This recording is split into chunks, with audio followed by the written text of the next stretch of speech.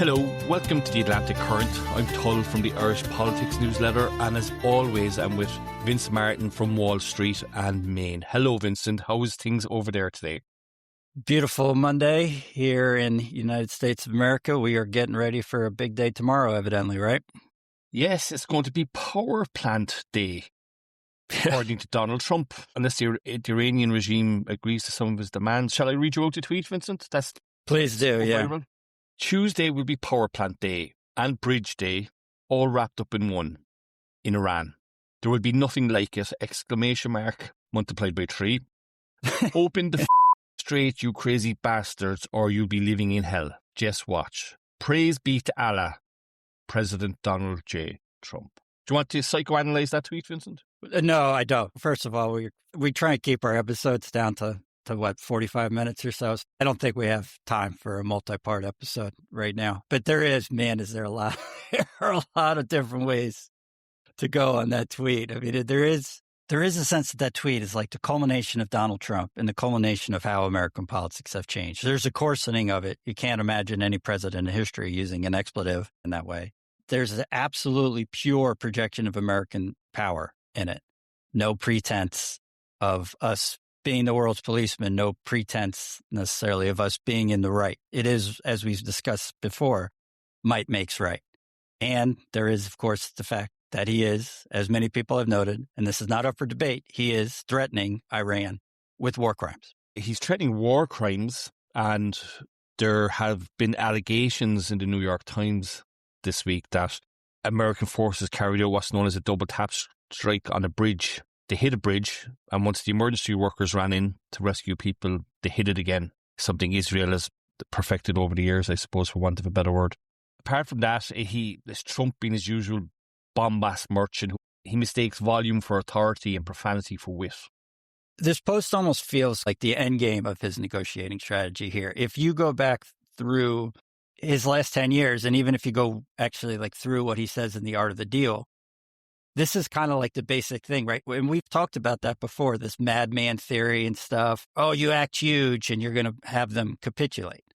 What's worrying here for Americans, and I think for everybody, he just keeps ramping it up. He's just doing the same thing. He just keeps yelling. This is not the first time he's made like a huge threat towards Iran. It's not the first time he said, oh, you need to do this or else.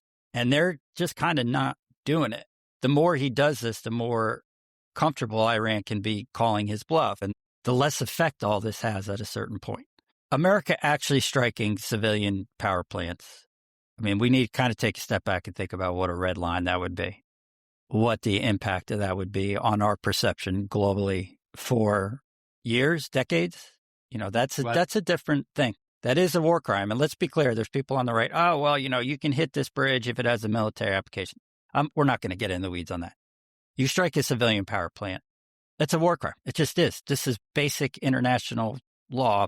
Vincent, what you would call in state frat boys, so frat boy geopolitics is what it is. Okay. And you talk about it being a war crime. I don't think Hegseth cares. I don't think Trump cares. There's a less spoken about undercurrent to this war that I haven't seen anybody else pick up on. And we might get cancelled for this, but I think people are underestimating the religious factor in all this. The Jewish, American, Christian, Islamic kind of dynamic going on there. I've seen Hegseth over the last couple of days lean heavily into God. You know, and it's something that's gone underreported is the religious undertones to this war. There's a whole religious dynamic going on here that's not being spoken about. There have been a lot of things that come out of his mouth that feel like modern translations of things that might have been said around the Crusades. Yeah. To be clear, not so much in the sense that he's saying, oh, we need to wipe Muslims off the map and stuff. But so much medieval history in Europe comes down to battles essentially over whose side is God actually on, right? That's like the English and the French or whatever. Both believe, hey, if we win this battle, that is proof that God is on our side. So that's part of why we need to have this battle, to kind of test that. Hegseth has a little bit of that. And that is an undercurrent, I think, in MAGA more broadly, and certainly in the Christian right, that as a whole probably gets underappreciated even here a little bit. The extent to which American Christians and particularly at the risk of offending listeners, particularly American Protestants, have just a deep, deep-seated belief that America is chosen by God in a very, very literal sense. And I think that also explains part of the appeal of Trumpism more broadly. People go, why are all these Christians supporting Trump? Because they feel that there's such an existential crisis facing the country, that they need somebody to save us. And if it's Donald Trump, then God, that's who God sent. God sent Donald Trump. Doesn't mean he's perfect. Well, it's not just American Protestants that think they're chosen by God. People from Cork also think that as well, Vincent. Yeah. But on a more serious note, these are the people that are propping up Trump, aren't they? These are his base. Like these Christian right, they're not all fanatics, but there's a very strong religious element to Trump's base. So what's his base looking at the moment, Vincent? Well, what are they saying about the war? This base is the reason he is president. Right. In 2015.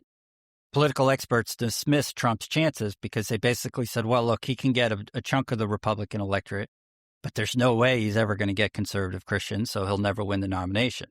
And the fact that they wound up moving for him in some amount of numbers is what got him to this point in the first place. And yet now they absolutely are a huge part of his base. And I do think that's worth discussing here because his base right now, they're actually exceptionally positive. If you read kind of mainstream media stuff, even here, and I imagine it's the same in Europe. You can correct me here, but I mean, in Europe, the coverage of this war is probably mostly negative from an American perspective, right? There is a sense that America is heading towards another quagmire, another Iraq, another Vietnam, right? Yeah, there's entirely that sense at the moment. The transatlantic alliance is fraying at the seams. We're looking at this from a kind of liberal, no-war, anti-war kind of view, and should be said also, this Iranian regime are genuinely very, very, very bad people, okay? But nobody wants the war. We're tired of wars. Yeah. We already have a war on our doorstep in Russia and the Ukraine. We can't be opening, a second front in the Middle East. We just don't have the strength, the time, the bombs, the money, the energy. And what goes underreported here in Europe, and maybe you would be able to offer some insights here, is that we don't hear a whole lot from Trump's base over here. Right. And that's probably maybe my own social media echo chamber, but I always do try and step out of that. I like to go down the MAGA rabbit holes every now and then after a bottle of whiskey. But, we don't get a sense of what Trump's base is thinking over here. Yeah. So can you offer any insights there? I think they're riding high after this weekend in particular. Their sentiment is 180 degrees from what I think the broader internationalist establishment, media, and political sentiment would be. They are riding high. They believe that everything is going to plan. They believe that what has happened over the last 6 weeks has actually, for the most part, confirmed their beliefs. It's strengthened their beliefs. We do have a couple people coming out. Our old friend Marjorie Taylor Greene came out in response to that post and said, Trump's insane. We got to get rid of him. People need to step up. But at the individual level, we've talked about the polling before. Trump supporters have swung in behind. And if you talk to a Trump supporter right now, here's what they would say. First off, they would point to exactly what we're talking about. They would point to the negativity in the European media and particularly in the American media as proof of what an existential crisis America faces. And you can see this on Twitter, and you can see allusions to it in places like Fox News as well. The Democrats and the media are rooting against America. So we had pilots that went down over the weekend and were rescued. You've seen multiple allegations. The Democrats didn't want these people to get rescued. The media didn't want these people to get rescued. And a second layer, which is, oh, look, Trump's president and American pilots get rescued. When Biden's president, we leave Afghanistan in disgrace. When Obama's president, we have Benghazi in Libya. So they are seeing the military action in particular as a whole as just complete and total confirmation that MAGA is right. And, for a guy who's taken all sorts of criticism, particularly over the weekend with a whole bunch of generals being fired and stuff and some questionable moves that he's made in terms of chain of command, that Pete Hegseth is right. If you ask the average MAGA supporter right now, what do you think of Pete Hegseth? They're going to say, oh, he's amazing. He's the greatest commander we've had since Schwarzkopf, who led the 1991 invasion of Iraq and was kind of a national hero because we thought that went so well. Or they'll say, maybe since World War II. Like, they are completely and totally enthused by what is going on, because I think they really believe that we are actually on the right path and we are about to win, because they have a faith in Donald Trump that I think many Americans don't. And as you and I have discussed for 32 episodes now, many Europeans don't. I was reading over the weekend that he's fired 20 top generals. Okay. Yeah. Now, let me put it to you, lessons from World War II. Stalin removed a whole load of generals before World War II as well, and it backfired spectacularly on him because they didn't have the people at the top to fight a war in World War II against the Germans when they invaded. He gutted his senior leadership. Okay. Right. And there's something at the back of my head saying, you can't fire 20 top generals there and go, right, we're removing these people from active service. They have a lot of wisdom and experience, one imagines, to reach the rank of general you'd want to. And removing these people from the theatre of war during a war is very bad strategy. And ultimately, it's going to be very bad politics in the long run, because soldiers vote as well, And I saw the Army Chief of Staff, General Randy George, a man with a very, very impressive CV, a man that's been wounded in battle, no less. Yeah. And he was asked to resign and take retirement. And his departing letter said, America deserves courageous leaders of character, which is a thinly veiled slap in the face for Hegseth and Trump, one imagines. So let me ask you this, Vincent.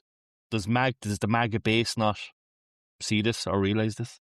No, of course not.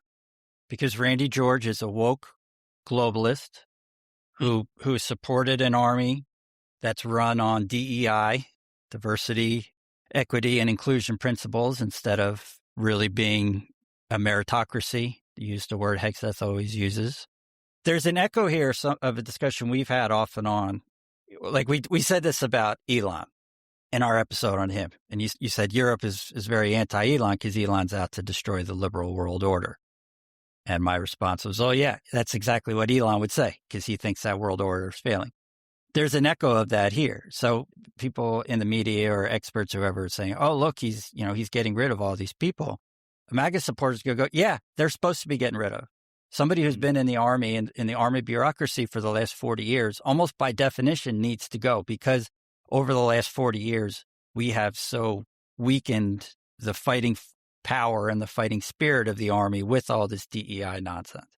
And the one point I will make, if you talk to people who have served here, there is a much broader skepticism towards the brass, as they're known, and particularly at the top among active duty soldiers and veterans than I think the media portrays. So, for instance, going into Iraq, to people who had made it to the top or near the top during Iraq and Afghanistan, there was a lot of feeling among people who served at the time that almost by definition, they were people who were better at politics than military, because we had had a pretty quiet 30 years militarily since the end of Vietnam. So they were people who kind of were played the game.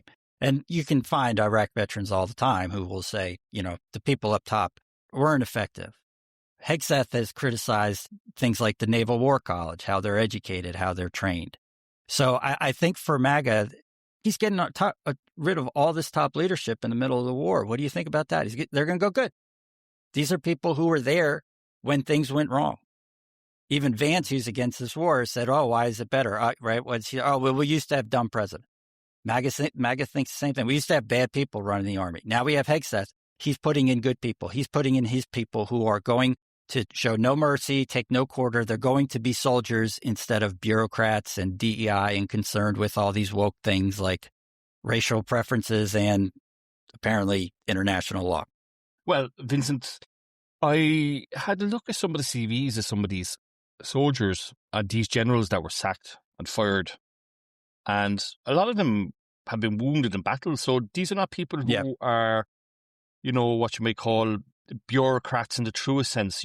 They had some genuine, real experience behind them. And not only that, yes, Iraq was a failure, Afghanistan was a failure, but they were still there for, you're still there for 20 years kind of thing. So there has been experience gained there. Now, there's indications from the media that Hegseth has intervened in military promotions for a lot of officers, a lot of them black men, a lot of them women, which would, sound pretty racist and sexist if you ask me. And that's why these generals are being fired, because they're coming to him and saying, why are you holding up my promotions?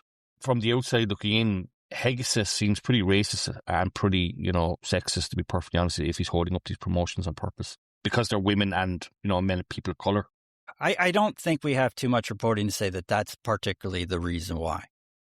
Now, what you could say is he may well believe, and he may well have evidence to believe, that these promotions are kind of there because they're holdovers from the old DEI. These are people who haven't really earned their promotions. And to be honest, that's something that's from the outside impossible to judge, but you can see just in how we're framing this discussion exactly what side people are going to take. The firing of Randy George, which is a big deal in terms of chain of command and things like that, that is based on the fact that those two men have been fighting pretty much since the jump. Right. And you can almost see that battle as basically institutionalists, someone who values what the Army has done over the last 4 decades of his service, versus a disruptor, versus somebody who thinks the Army has gone in the wrong direction. And in this case of those promotions, the media is going to say, boy, it looks pretty suspicious that Hegseth is blocking these people. But someone on the right is going to go, of course he's blocking those people. They didn't deserve it. He only focuses on killing people. I mean, at the end of the day, that's kind of basically where we're at. If you listen to his words, we've talked about his press conference and stuff. That's all he cares about is killing people. And he would say of course that's all I care about. That's my job. It's not my job to play politics. It's not my job to check boxes. My job to kill enemies as efficiently as possible. Again, so people hear about promotions, they're going to just default to whatever side they're on. Right. Now, but Hegseth is in fear of his job, I believe, or the other reports coming out at the moment from the United States that he's afraid he's next in line to get the chop. Well, but I mean, right now, after Nome and Bondi went, I'm not sure. I don't think anybody in the administration is sitting there going, oh, yeah, I'll be here next year for sure. I think they're all on month-to-month leases, to be honest with you.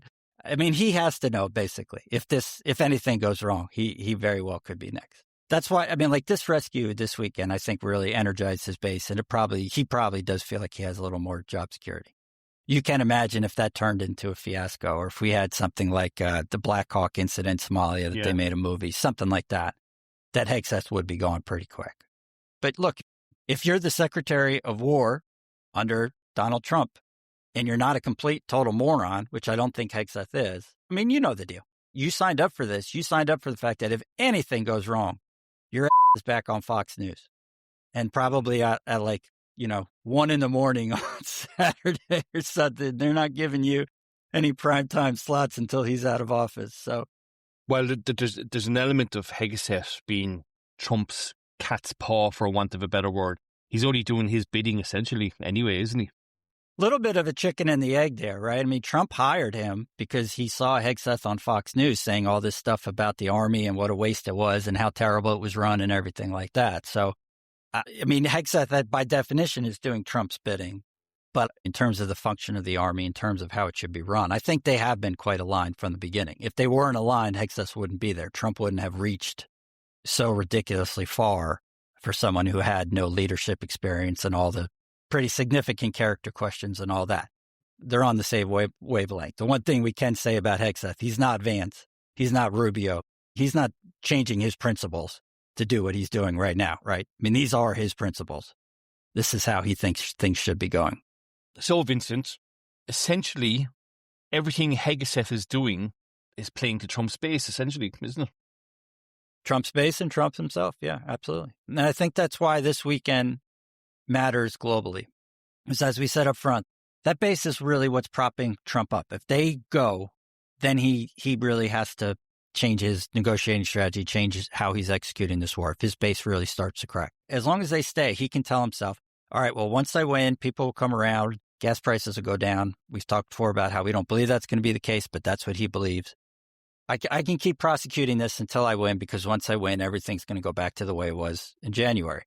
My approval ratings will be up, and then I can get on with the rest of my agenda. And I think that's why this weekend matters, because for instance, rescuing the pilots. It's a big story with his base. Yeah. It's a real sign of American might.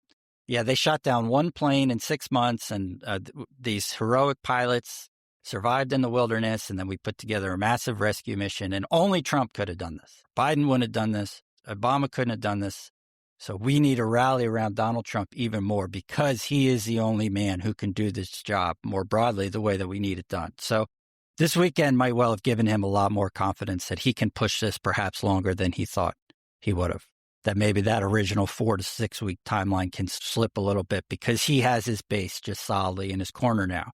They believe this is all going the right way, that we are weeks from victory, that maybe we're even going to have a regime change and we're going to have all these wonderful things happen. They really think we're on the right track. And to them, the fact that people are saying we're not itself is proof of how right they are and how isolated they are. They are fighting the globalist, internationalist media complex that is saying that we're losing. Okay, speaking of propping people up, Vincent. I'm really worried where you're going with that transition. There's a lot of ways none of them said. Yeah, I was going to say. Yeah, we're holding some guy up the stage and we're pretending he's alive. Okay. My paymasters want to know what the 25th Amendment was. Because it's been all over social media and in the news the last couple of days. Even CNN are talking about it. So correct me if I'm wrong here, because I'm not an expert in the American Constitution, of course. It's the 25th Amendment is what happens when the American Constitution admits with its American politeness that the president is having a terrible, terrible, horrible, no good, very bad day and should probably be relieved of the nuclear codes before something bad happens. Is that fair enough? Yeah. Right. Well, yeah. I mean, it's not supposed to be a terrible day. He's going in the wrong direction. It's not getting any better. Essentially, he is incapable for whatever reason of running the country properly, intelligently. And so it provides a mechanism by which the president can be removed legally, I guess would be the right word. It's the framework for a legal nonviolent coup, right? People would say, well, no, it's a safeguard in case the president loses his mind halfway through a 4-year term. But at its heart, this is a way to have a nonviolent coup. Yeah.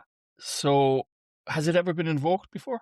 It's never been invoked, no. But that's in part because it wasn't ratified until 1967. If you go back to American history, there's probably two moments where it could have served a purpose. And one, it was FDR at the end of World War II. Yeah. And right. When he was pretty much incapacitated. And the one before that was Woodrow Wilson. Towards the end of his term in the 1910s, he had a stroke. He had something like 16 or 18 months left in his term. And evidently his wife basically set up a council that was running very quietly, obviously running the country because he was physically and to some degree mentally incapacitated. So there have been times in America when it would have been useful, but since it was only ratified during Lyndon Johnson's one full term, I guess maybe some people might have talked about Nixon towards the end because he actually was kind of crazy, particularly towards the end. But drinking alone in the White House and talking to portraits and things like that. So it is not something that really has come up very often. Okay. Because, I mean, how does this work in practicality? I mean, do they get a psychiatrist to come in and say he's mad? Or is it a case of you send in the vice president and the cabinet who are the only people in Washington with enough proximity to the problem to diagnose him as such? Yeah, you need the vice president and a majority of the cabinet to vote to put the vice president in power. And then the whole Congress with a 2/3 majority has to vote to basically keep the vice president in and essentially push the president out. That's darkly amusing because, what motivation would Vance and the rest of them have for removing Trump? He's the vice president. That's a wonderfully American solution to American problem, isn't it? Well, anyone talking about this runs into a huge problem, which, you need Trump's own cabinet to turn on him, but you also need 2/3 of Congress to vote for him. And that's not happening, so, no, I mean, God, no. You can't get 2/3 of Congress to vote on National Barbecue Day right now. I mean, I don't really know how you're going to get them to execute again what it would literally be a nonviolent coup. And I mean, I think that is kind of the way it's supposed to work. it really has to be clear enough that his own party's going, yeah, this guy can't be president anymore.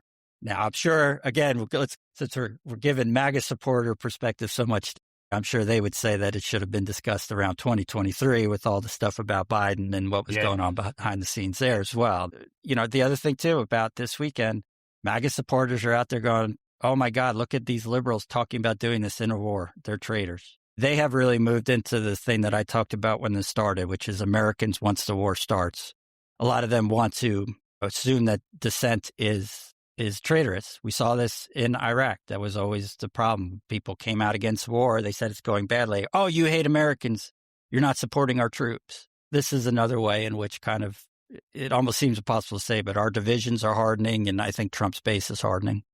I mean, the thing is with Trump here is for all your guardrails in the American Constitution, they're not really a safeguard against madness, are they? It did not stop madness from getting into the White House, at least as some people see it. But the funny thing about that idea and all this, the checks and balances and the brilliance of the framers is the way the Constitution was originally set up was basically to keep people like MAGA down. Like, we have this idea that we're these wonderful Democrats and we have this awesome system and the power of the people. And like we talked about that in the gun rights episode. Oh, the Second Amendment gives the ordinary person the right to fight the federal government. The way it was set up originally was, in a lot of ways, to keep the passions of the ordinary person down. We didn't have direct election of senators, for instance. A lot of the system was really set up with the idea that an intelligent, educated elite was supposed to, at the very least, filter the passions of the rabble-rousing mob. And it is funny that MAGA would tell you that the Constitution is sacrosanct and, as we alluded to before, literally God-given. And yet, if you really look at it from a high level, it was designed to prevent Twitter from influencing American policy in any way. And there is a story you could probably tell that we have, over the last 250 years, diluted those filters to the point that, there is almost kind of a line that goes from Twitter, from Fox News, from the base more broadly right into the White House, and that some of the framers, at least, would be just as horrified as many Europeans are right now to see that happen. I would draw a line further back, than, to be perfectly honest. I think you got 230 years of keeping the madness out, right?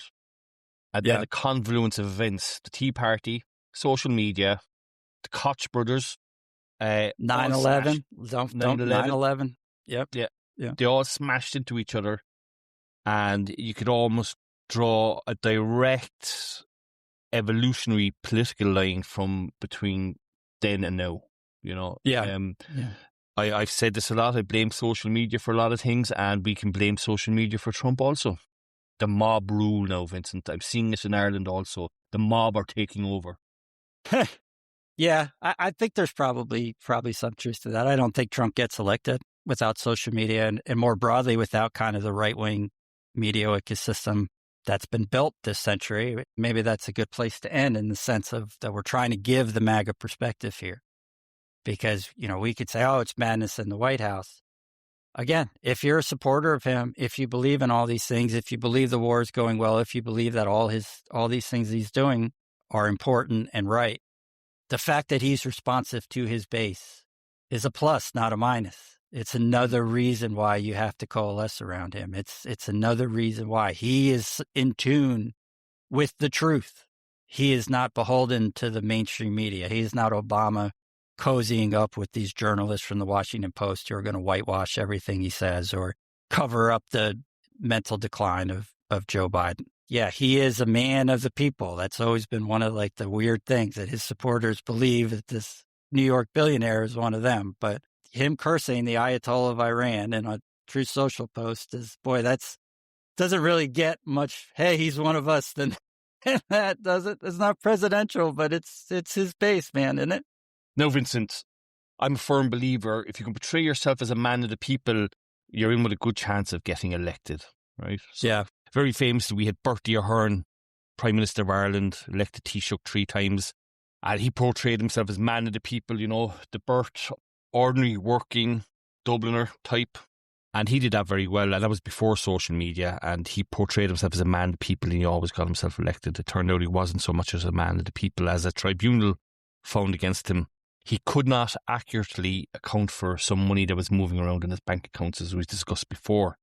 Yeah. Now, social media, Truth Social, Facebook, TikTok, Snapchat, there's a lot of social media. I think we should do an episode of social media, Vincent. We've kind of just walked into proving why we need to do that. And it affects the world. It really does. And how a lot of people don't realize TikTok is banned in China, where it was invented. Yeah. And it's ultimately controlled by the Chinese army, is my theory. Why your aunt did not catch syphilis from the COVID vaccine.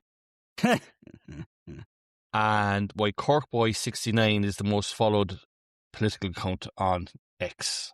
Yeah, for sure. We're going to discuss all that and some more, and how social media's impact and change our everyday existence. Yeah, so, that'd be a good one. All right, we'll do that. So, Vincent, I'm Tull from the Irish Politics Newsletter. And I'm Vince Martin from Wall Street in Maine. Thank you so much. Thank you so much to all our new listeners also. Thank you. Bye-bye. Sure.